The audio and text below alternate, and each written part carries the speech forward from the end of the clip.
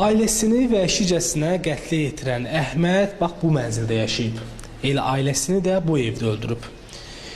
Gəldik ki, bəlkə evdə kimisə tapaq, ancaq mənzildə heç kim yaşamır. Hər yerdə toz basıb, bu da onu deməyə əsas verir ki, qapı uzun müddətdə açılmır. Ancaq bizim aldığımız başqa bir məlumata əsasən Əhməd vəfat edib. Elə bura gəlmə səbəbimiz də o idi ki, bəlkə yaxınlarından əlavə məlumat əldə eləyək, ancaq təəssüflər olsun ki, mənzildə heç kim yaşamır. Mənzildə nə vaxtdan bəri yaşayış yoxdur? Elə həmin vaxtdan kimsə gəlib gedir ümumiyyətlə bura?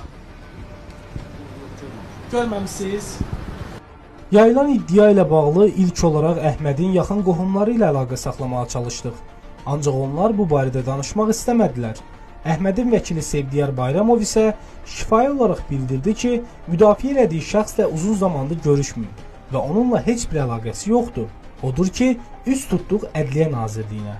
Bildirildi ki, Əhməd xəstəxanada müalicə aldığı üçün onunla bağlı məlumatı Səhiyyə Nazirliyi verə bilər. Onlar da bildirdi ki, ölüm halları ilə bağlı sadəcə baş prokurorluq məlumat verir.